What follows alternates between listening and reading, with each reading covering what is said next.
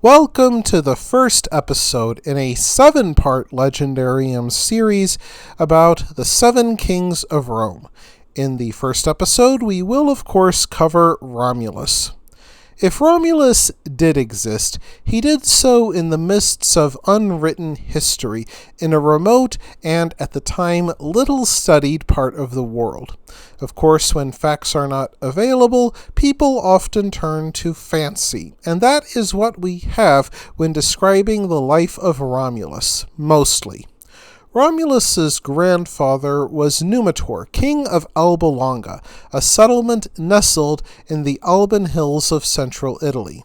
After Numitor took the throne, his jealous brother Amulius overthrew Numitor's rule and made himself king. To secure his power, Amulius ordered the murder of Numitor's son Augustus. He then forced Numitor's daughter Rhea Silvia to become a priestess to the hearth goddess Vesta. Since such priestesses had to be chaste, under pain of death, Amulius assumed that Rhea would not mother any potential rivals to the throne he stole. However, as the tale goes, Mars bedded and impregnated her. She later gave birth to twins named Romulus and Remus. Even though Rhea tried to conceal her pregnancy, Amulius learned anyway. Shortly after Romulus and Remus were born, Amulius condemned the infant boys to death by drowning. Much like Moses in the book of Exodus, the slave tasked with murdering the boys instead placed them in a basket and floated them down the Tiber River. This gave the boys over to fate instead of murdering them. The river god Tibernus then delivered them into the roots of a fig tree where a she-wolf called Lupa found them. Lupa protected and suckled them until a swineherd named Faustulus rescued the boys and raised them as his own. Of course, that is only one of several stories concerning how the boys came into being. Another told of Amulius learning from an oracle that a maiden must couple with a phantom for the good of his city. At first, he ordered his daughter to do so, but she delegated the task to one of her slave girls. When the slave girl gave birth to twins, an angered Amulius ordered the boys murdered. Regardless of how it happened, it resulted in Romulus and Remus being raised in the house of Faustulus. As they grew to young manhood, Plutarch wrote that they seemed born to command rather than to obey. They grew disrespectful to overseers, bailiffs, and chief herdsmen who served King Amulius. They also became noted for their courage and strength, often hunting, driving off and catching robbers, and rescuing the oppressed from violence. In time, they took to quarreling with the royal herdsmen, and those herdsmen later kidnapped Remus and hauled him before King Amulius.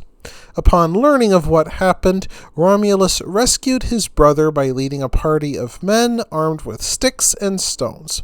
Not only did Romulus free his brother, but he installed Numitor, long held prisoner, back on the throne. The ambitious young men realized that they could aspire to be little more than respected princes of Alba Longa so long as their grandfather Numitor lived. So they chose to build a new settlement. Many slaves and fugitives had gathered around them during the uprising, and they led them to the 7 hills on the Tiber River. The two brothers argued upon which hill to build their settlement, and finally agreed to let the gods choose. Romulus worried that he might lose, and he chose to cheat to better his odds. He sent a message falsely informing his brother that he witnessed a sign, but the message arrived too late. Remus already saw 6 vultures fly over his viewing station, which he took as proof that the gods favored him. Only after this did Romulus see 12 vultures soaring over his own station. Remus learned of Romulus's lies, which angered him. The two then argued over which sign should be seen as more favorable, the first one witnessed or the larger number of vultures. When they failed to agree, the twin brothers began building walls on their respective hills. Remus taunted Romulus's efforts by jumping over Romulus's wall to show its shortness. An infuriated Romulus drove a pickaxe into his brother's skull, killing him.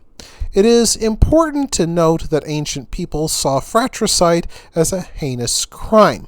While other creation myths did indeed feature fratricide, none of them had the hero murder his own brother, and Romulus did indeed collapse with guilt.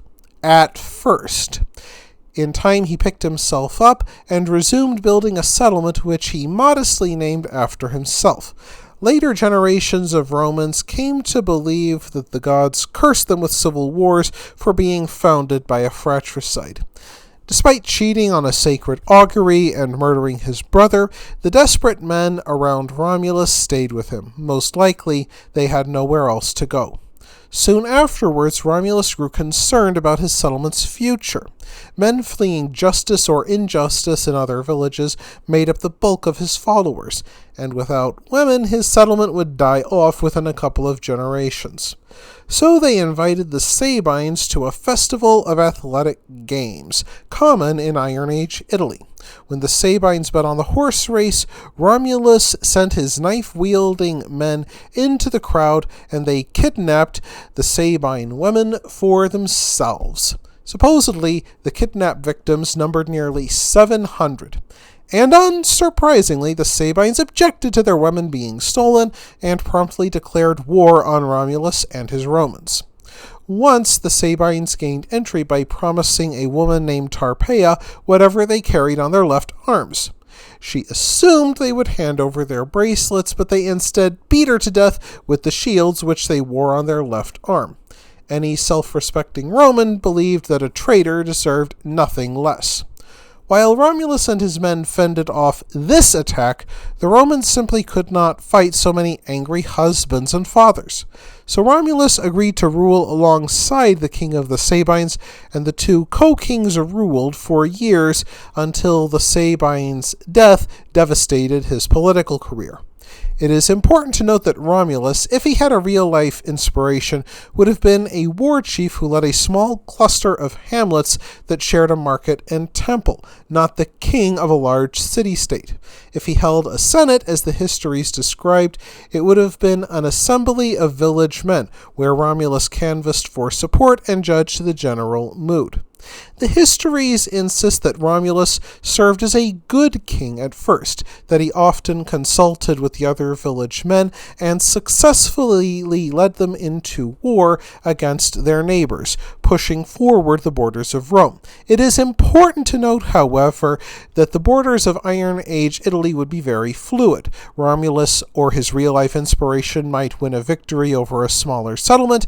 That smaller settlement would temporarily join them, but then if another city appeared to be gaining strength, that smaller settlement would forget an oath of loyalty to Romulus and quickly joined whoever appeared to be ascending. Unfortunately, in his later years, Romulus became increasingly autocratic. He often acted without the Senate's consent, and when people objected, he ordered his slaves to beat them up. And if someone annoyed Romulus enough, he expressed his unhappiness by flinging them from the Tarpeian rock, doubtlessly before a terrified and captive audience. Of course, he named the rock after Rome's first traitor, Tarpeia. His outrageous behavior angered the Romans, and he suddenly died. Depending on the telling of the story, Romulus either miraculously ascended into the heavens to live with his godly father Mars, or he died at the hands of angry Romans.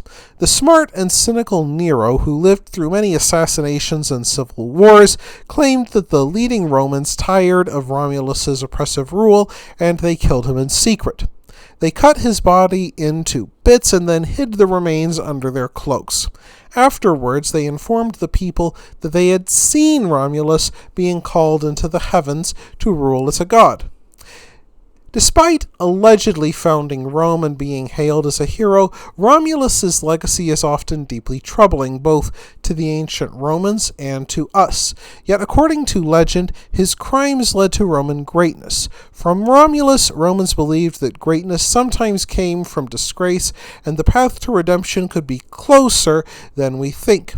the Roman founder once again obtained redemption. Later generations made him into the god Quirinus, the god of the Roman state. And the house where he supposedly lived and the fig tree where he supposedly found refuge became both places of worship and tourist attractions for the Roman Empire. That wraps things up for this episode of the Legendarium. I hope you enjoyed it. If you did, press like. If you want to see more, press subscribe. And if you've got anything to say, let me know in the comments section. Thanks again for joining me, and I hope that you have a great rest of the day.